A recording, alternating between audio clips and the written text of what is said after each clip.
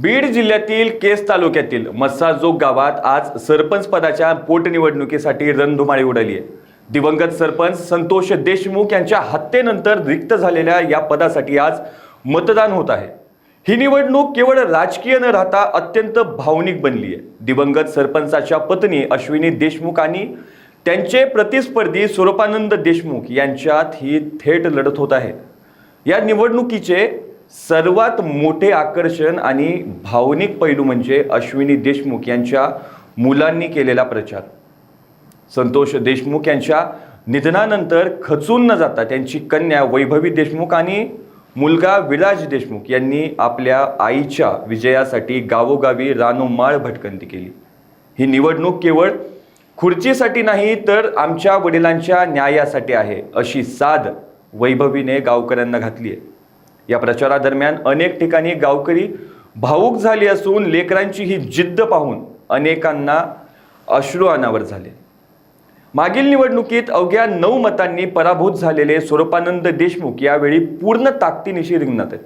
दुसरीकडे अश्विनी देशमुख यांना सहानुभूती आणि दिवंगत सरपंचाच्या कार्याचा पाठिंबा मिळताना दिसतोय। ही निवडणूक बिनविरोध व्हावी अशी आमची अपेक्षा होती, पण तसे झाले नाही।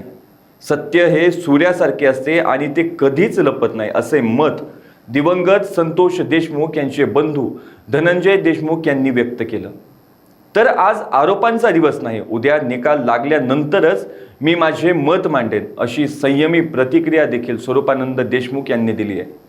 मस्साजोग येथील जिल्हा परिषद शाळेमध्ये 3 मतदान केंद्रे उभारण्यात आली आहेत। सकाळी 7:30 वाजल्यापासून मतदानाला सुरुवात झाली आहे।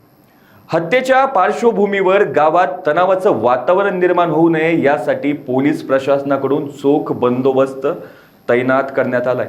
मतदान केंद्राबाहेर आणि गावात राज्य राखीव दलाच्या तुकड्या आणि स्थानिक पोलीस गस्त घालत आहेत। मस्साजोगमध्ये नेहमीच मतदान प्रक्रिया शांततेत पार पडते असा इतिहास आहे।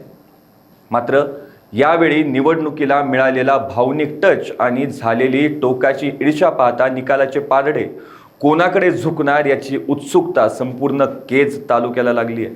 अशाच ताज्या अपडेटसाठी लोकांच्या टीव्हीला सबस्क्राइब करा आणि लाईक करायला विसरू नका।